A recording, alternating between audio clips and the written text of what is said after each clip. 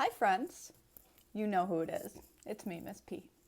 Anyway, we are working on the second part of our reflection pond project today. Looks pretty good, right? I think so. So let me tell you what I needed for this project, this second half of the project. I needed a glue stick, a pair of scissors. I also needed Sharpies or whatever other markers that you have. You will need markers. I used a pencil and I used some crayon and scrap paper, if I didn't mention that before. I cut these skaters out on scrap paper.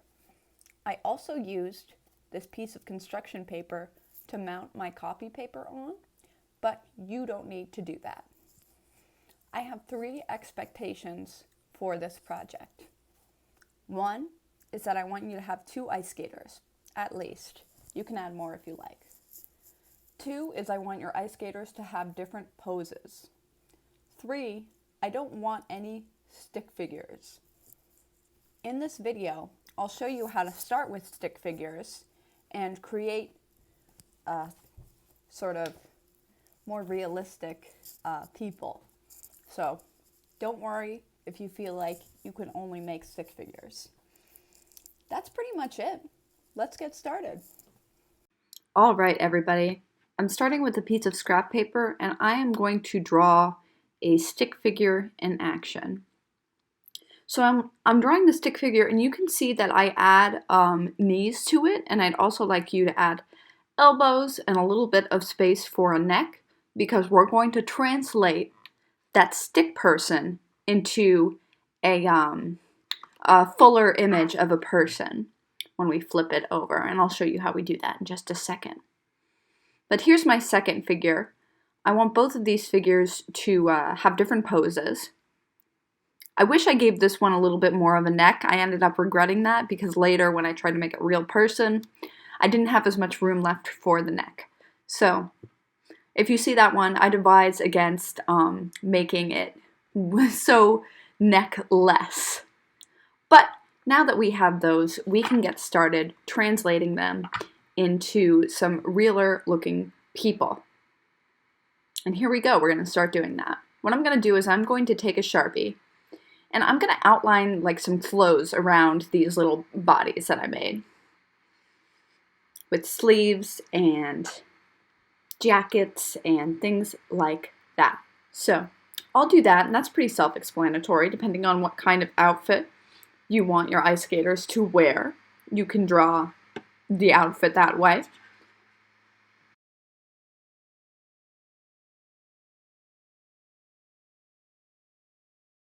I'm flipping it over and you can see that there's a little bit of an outline on the background, and that's going to give you a little clue for how we're going to make these into more realistic looking people. So I'm doing the same on this person.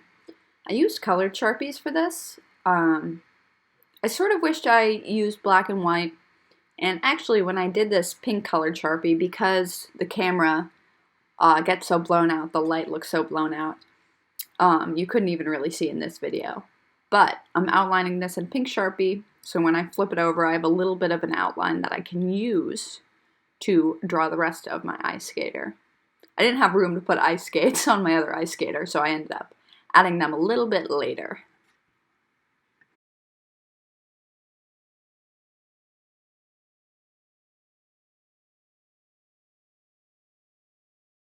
So yeah, I was just showing you a little bit of the pattern. You can see a little bit of it bleeding over.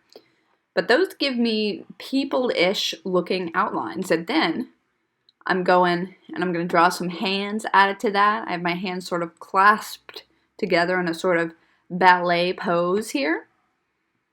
And I'm re-outlining this with my green so then I can go and color it in and add a face and hair and all those good things that you want when you're drawing a person.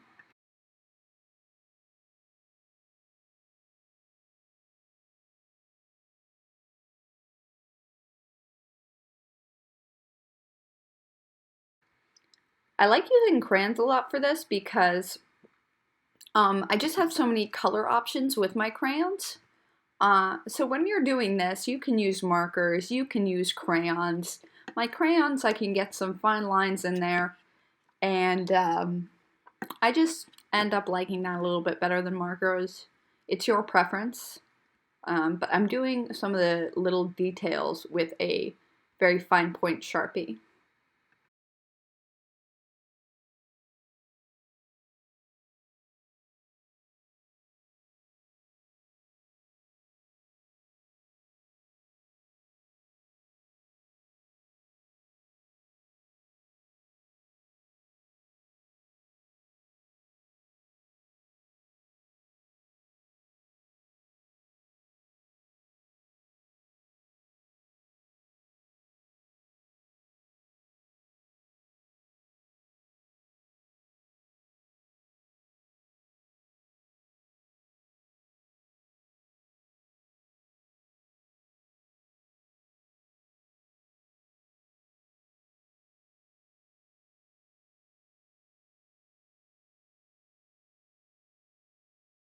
I ended up going over this in black.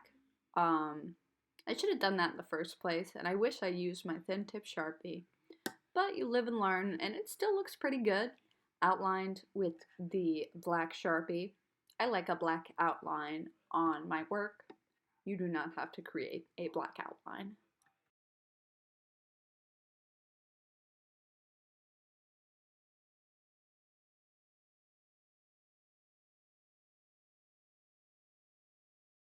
All right, I sped up the coloring a little bit here because I just took my time coloring and making it look nice, but that one is pretty much done. She's well detailed.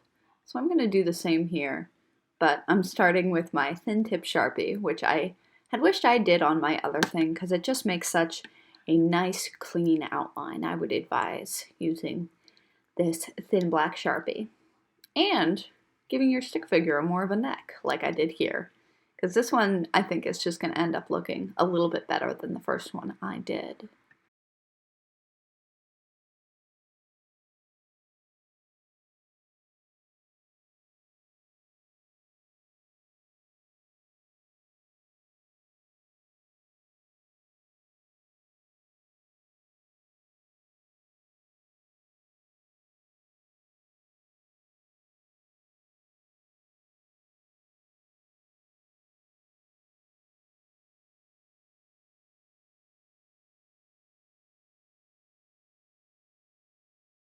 I want you to notice here how I'm making the hair fly sort of back behind my little figure here because I want her to look like she's moving.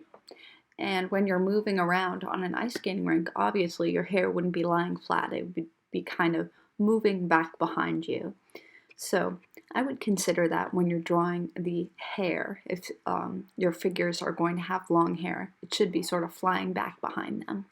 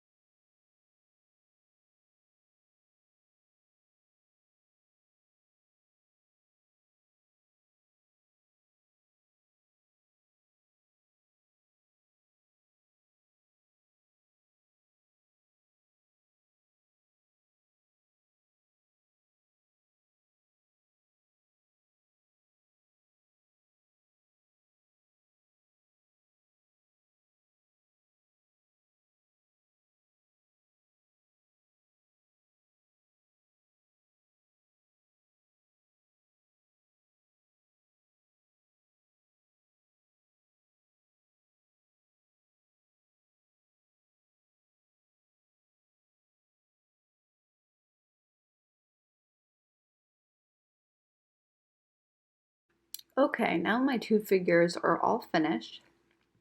And I did sort of rough cuts around the outlines, but now I'm going to take my scissors and I'm going to cut a little bit closer to the forms I created on this paper. And you'll see that even when I'm cutting them out, I'm not going straight to the edge. And I don't really think it made a huge difference that I didn't cut right to the edge. It's hard to do that anyway. So just try to get most of the blank paper out of your little drawing. It definitely doesn't have to be perfect.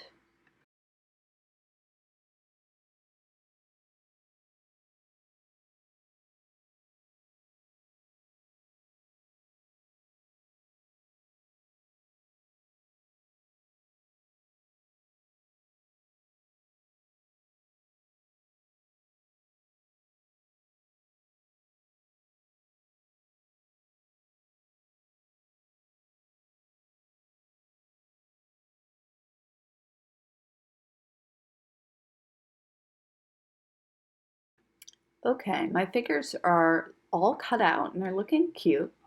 So what I would do next is make sure you get rid of some of those little paper scraps on your desk, kind of clean up your workspace. And now I'm going to put my little figures up on my bigger piece of paper from last week, and we're going to get those glued on and make some little ice skating tracks for our figures.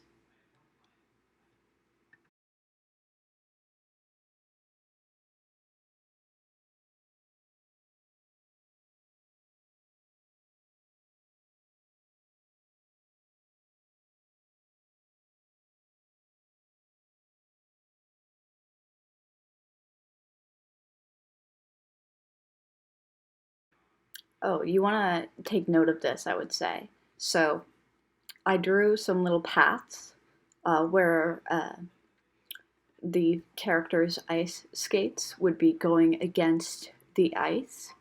I thought this was a nice touch. So I would add these too if I were you.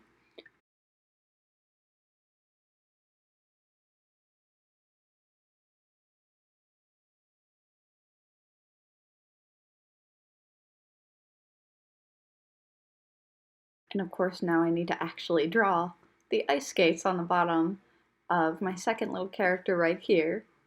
But now she has ice skates and we're all good to go. I am taking my crayons and I'm adding some little shoelaces.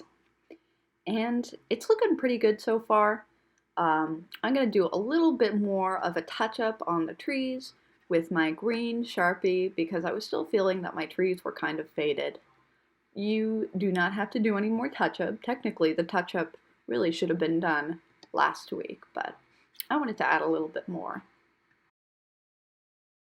What I'm doing here is I'm adding some long diagonal lines with a very light colored blue crayon. I'm doing that to make it look like ice because ice has reflections and it's very flat.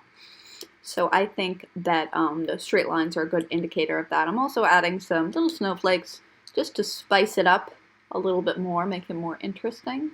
And the last thing that I'm going to do is I'm going to get a piece of construction paper and I am going to glue this whole thing on a piece of construction paper. You don't have to do this. I don't really like the color orange, so I'm using this orange paper because I have a lot of orange construction paper. But it's just something that makes it look a little bit nicer, but you will not lose credit or anything like that if you don't put it on another piece of construction paper.